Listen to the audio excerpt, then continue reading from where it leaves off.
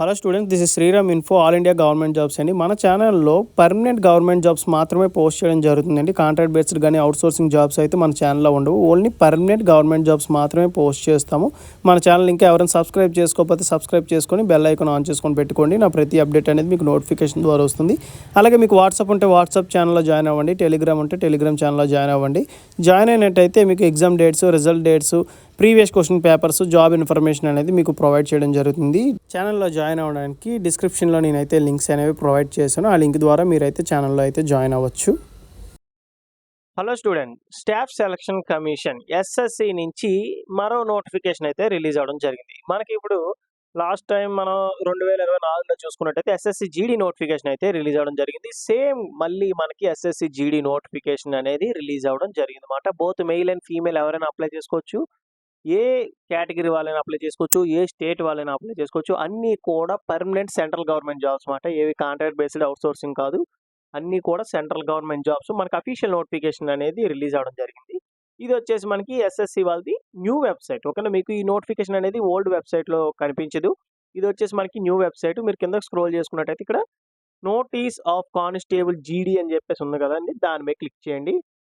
Click చేసినట్టయితే మీకు official notification అనేది ఇలా డౌన్లోడ్ అవుతుంది. ఇది వచ్చేసి మనకి అఫీషియల్ నోటిఫికేషన్. ఈ నోటిఫికేషన్లో ఇంపార్టెంట్ పాయింట్స్ అని డిస్కస్ చేసి మీకు చాలా క్లియర్గా ఎక్స్ప్లెయిన్ చేస్తాను.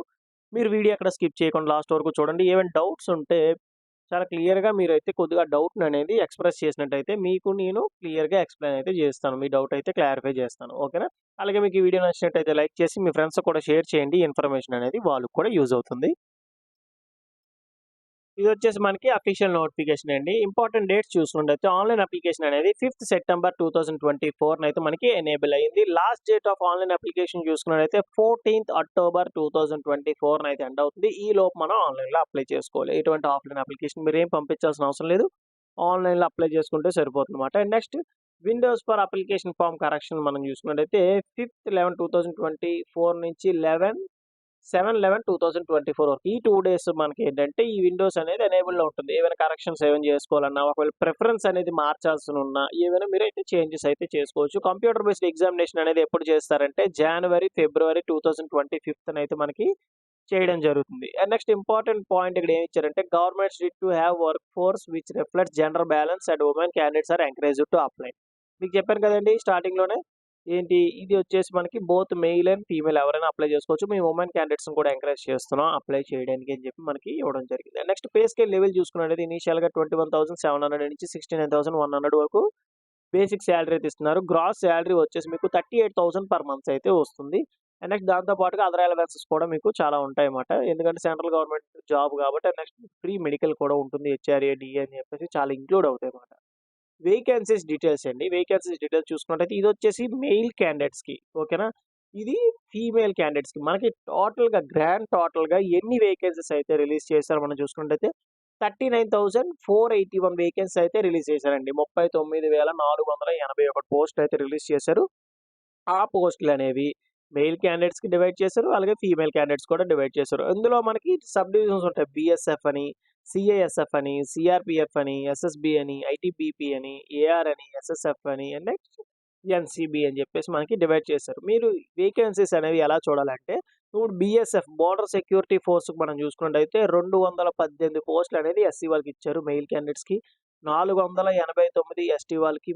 అండ్ నెక్స్ట్ 2,906 పోస్టులు అనేవి ఓబీసీ, 1,330 పోస్టులు అనేది ఈడబ్ల్యూఎస్, 5,563 పోస్టులు అనేవి ఓపెన్ కేటగిరీకి ఇచ్చారు. ఇవన్నీ మెయిల్ క్యాండిడేట్స్కి. టోటల్గా మనం చూసుకున్నట్టయితే బిఎస్ఎఫ్కి 13,306 పోస్టులు అయితే డివైడ్ చేసి ఇచ్చారు. ఈ విధంగా మీరు చూసుకోవాలి. అలాగే ఫీమేల్ క్యాండిడేట్స్కి ఎస్సీ వాళ్ళకి వచ్చేసి 356, నెక్స్ట్ ఎస్టీ వాళ్ళకి వచ్చేసి 262, ఓబీసీ వాళ్ళకి 510, ఈడబ్ల్యూఎస్ వాళ్ళకి వచ్చేసి 234, ఓపెన్ కేటగిరీకి వచ్చేసి 986 పోస్టులు అయితే రిలీజ్ చేశారు. ఇది ఫీమేల్ క్యాండిడేట్స్కి. ఈ విధంగా మీరు బిఎస్ఎఫ్ అని, సిఎస్ఎఫ్ అని, సిఆర్పిఎఫ్ అని, ఎస్ఎస్బి అని చెప్పేసి ఈ విధంగా మీ కేటగిరీ వైజ్గా మీకు వేకెన్సీస్ అనేది డివైడ్ చేసి ఇచ్చారు. కాబట్టి ఈ విధంగా మీరు చూసుకోవాల్సి ఉంటుంది. అండ్ నెక్స్ట్ ప్రిఫరెన్స్ కూడా మీరే సెలెక్ట్ చేసుకోవాల్సి ఉంటుంది.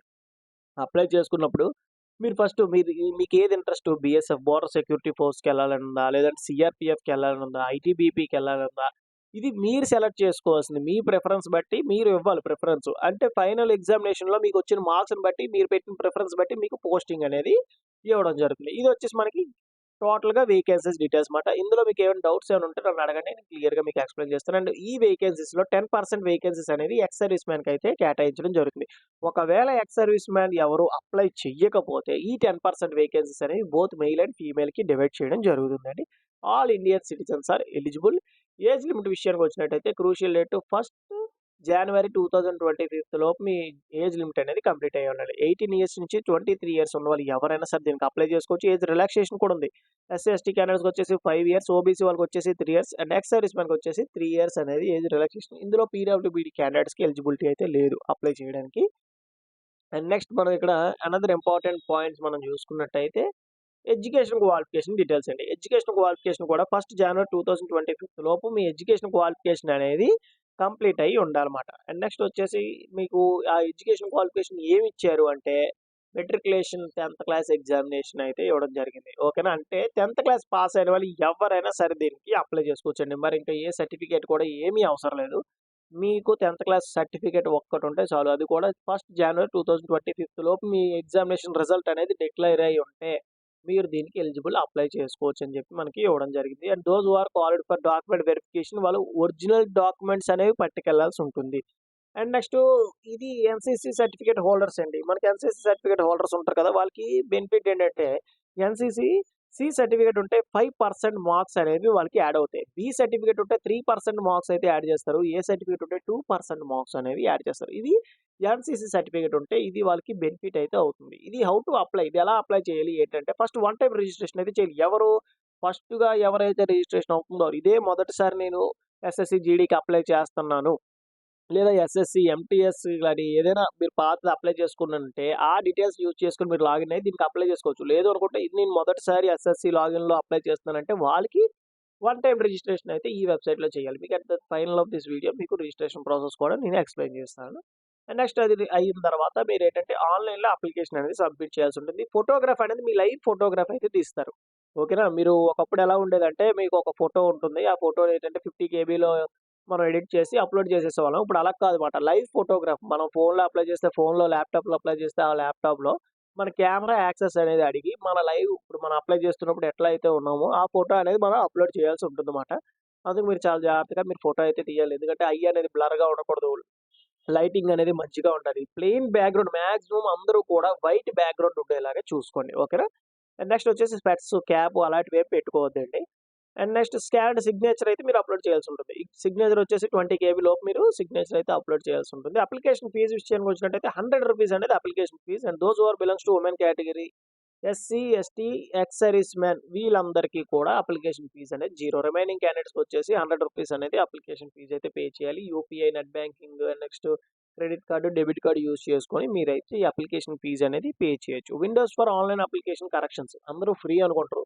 Window for online application correction గూడా మనం అప్లికేషన్ ఫీజ్ అయితే పే చేయాలి. అది కూడా మనం 5th, 11th నుంచి 7th, 11th వరకు మనమైతే అప్లికేషన్ మోడిఫికేషన్స్ అయితే ఏవైనా చేసుకోవచ్చు. అది కూడా మనకి 2 టైమ్సే ఉంటది ఛాన్స్.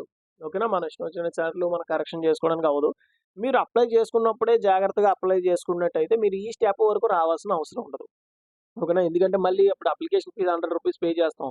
మళ్ళీ ఇప్పుడు విండోస్ ఏమైనా కరెక్ట్ చేసుకోవడానికి మళ్ళీ ఫీజ్ పే చేయాలి. ఇదంతా మనీ వేస్ట్ కదా! మీరు అప్లై చేసుకున్నప్పుడే కొంచెం జాగ్రత్తగా చూసుకొని అప్లై చేసుకోండి. అండ్ నెక్స్ట్ వచ్చేసి ఇక్కడ చూడండి ఫస్ట్ మనం కరెక్షన్ చేసుకున్నట్టయితే రూ. 200 అనేది అప్లికేషన్ ఫీజ్ పే చేయాల్సి ఉంటుంది. అది కూడా ఆన్‌లైన్ పేమెంట్. క్రెడిట్ కార్డ్ గాని, డెబిట్ కార్డ్ గాని లేదంటే UPI payments Google pay, PhonePe ద్వారా మీరైతే పే చేయొచ్చు. ఫస్ట్ టైమ్ మీరు అయితే ఎడిట్ చేసినట్టయితే, మోడిఫై చేసినట్టయితే రూ. 200 అప్లికేషన్ ఫీజ్. ఒకవేళ రెండోసారి కూడా మీరు చేయాల్సి ఉన్నట్టయితే రూ. 500 అనేది అప్లికేషన్ ఫీజ్ అయితే పే చేయాల్సి ఉంటుందన్నమాట. ఓకేనా? నెక్స్ట్ వచ్చేసి మనకి ఎగ్జామినేషన్ సెంటర్స్ అండి. Examination centres all over India మన ప్రతి స్టేట్‌లో ప్రతి ఇంపార్టెంట్ సిటీ అయితే ఇవ్వడం జరిగింది. మనం ఆంధ్రప్రదేశ్ చూసుకున్నట్టయితే ఆంధ్రప్రదేశ్, తెలంగాణకి విజయనగరం, విజయవాడ, విశాఖపట్నం, కాకినాడ, కర్నూలు, గుంటూరు, రాజమండ్రి అలాగే మన కరీంనగర్, హైదరాబాద్, వరంగల్ ఇవన్నీ కూడా మనకి ఎగ్జామినేషన్ సెంటర్స్ మన సౌత్ రీజియన్‌కి అయితే ఇవ్వడం జరిగింది. ప్రతి స్టేట్‌కి కూడా మనకి ఇచ్చారండి.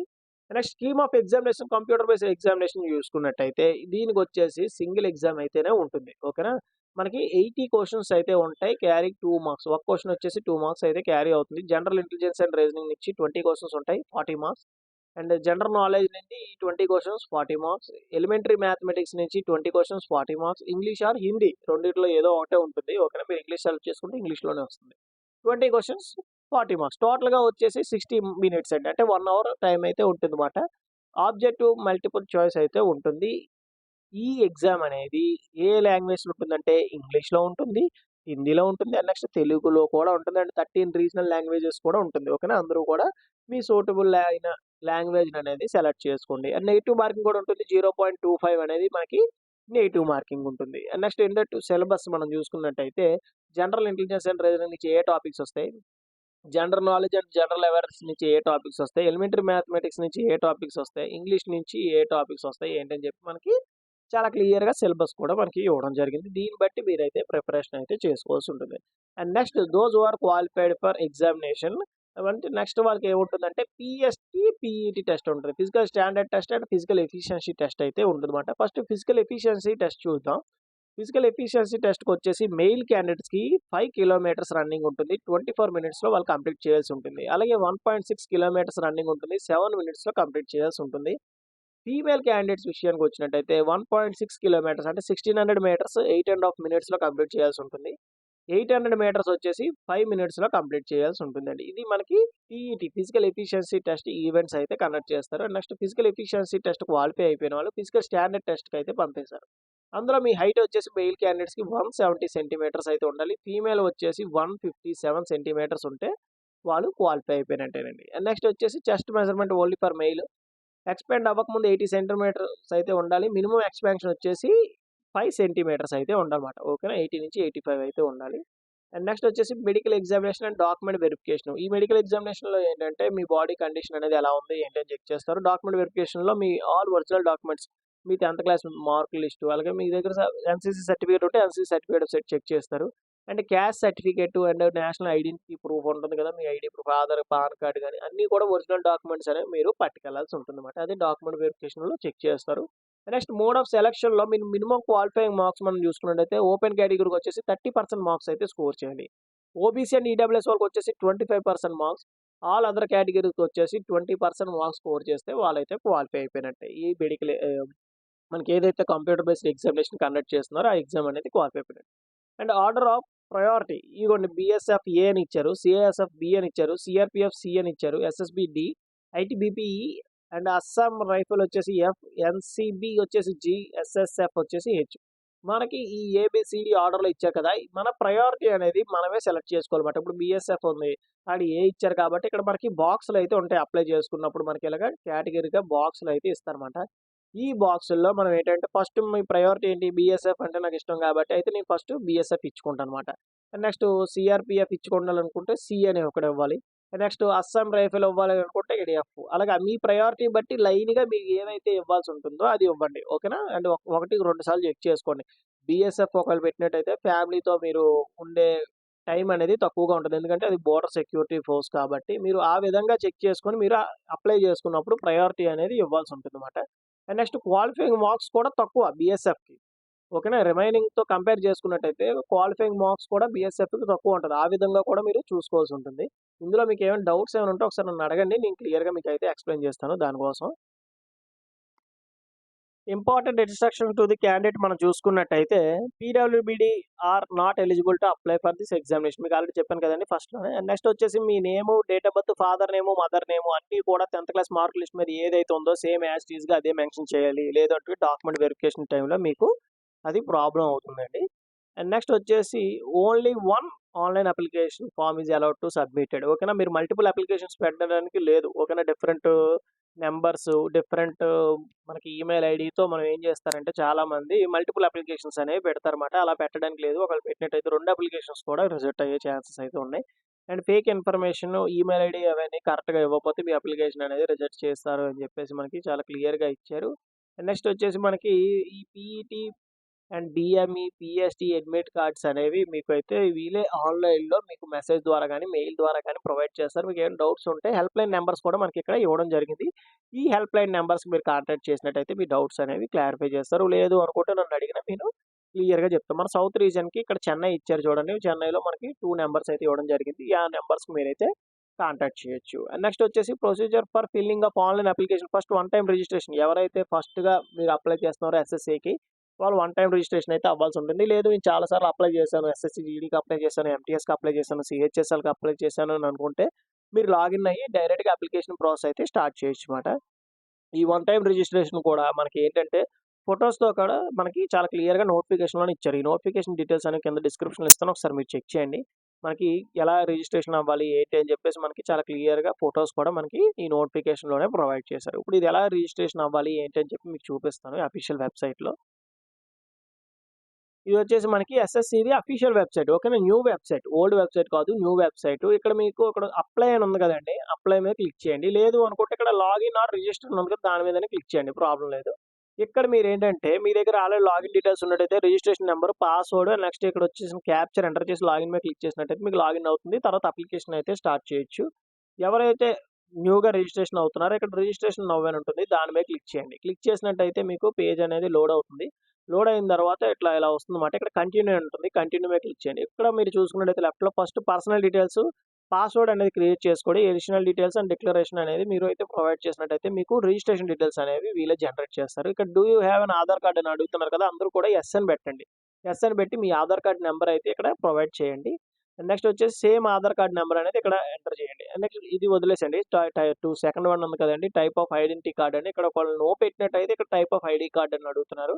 ఇక్కడ యెస్ అని పెట్టినట్టయితే ఇదైతే ఎనేబుల్ అవ్వదు. ఇది వదిలేసేయండి. నెక్స్ట్ మీ 10th క్లాస్ మార్క్ లిస్ట్ మీద ఏదైతే మీ నేమ్ ఉందో సేమ్ యాజ్ ఇట్ ఈస్‌గా మీ నేమ్ అనేది ఇక్కడ ఎంటర్ చేయండి. అండ్ నెక్స్ట్ వచ్చేసి have you ever changed name అంటే అందరూ కూడా నో అనే పెట్టాలి. అండ్ జెండర్ వచ్చేసి మెయిల్ అయితే మెయిల్, ఫీమేల్ అయితే ఫీమేల్ సెలెక్ట్ చేసుకోండి. సేమ్ అదే జెండర్ కూడా మళ్ళీ ఒకటికి 2 సార్లు చెక్ చేసుకోండి. ఓకేనా. ప్రతీది కూడా మనం 2 సార్లు ఇవ్వాల్సి ఉంటుంది ఇక్కడ. ఇక్కడ మెయిల్ ఇచ్చాం. మళ్ళీ మెయిల్ ఇక్కడ డేట్ ఆఫ్ బర్త్ ఎంటర్ చేయాలి. మళ్ళీ ఇక్కడ డేట్ ఆఫ్ బర్త్ ఎంటర్ చేయాలి. ఫాదర్ నేమ్ మళ్ళీ ఫాదర్ నేమ్ ఎంటర్ చేయాలి. మదర్ నేమ్ మళ్ళీ మదర్ నేమ్.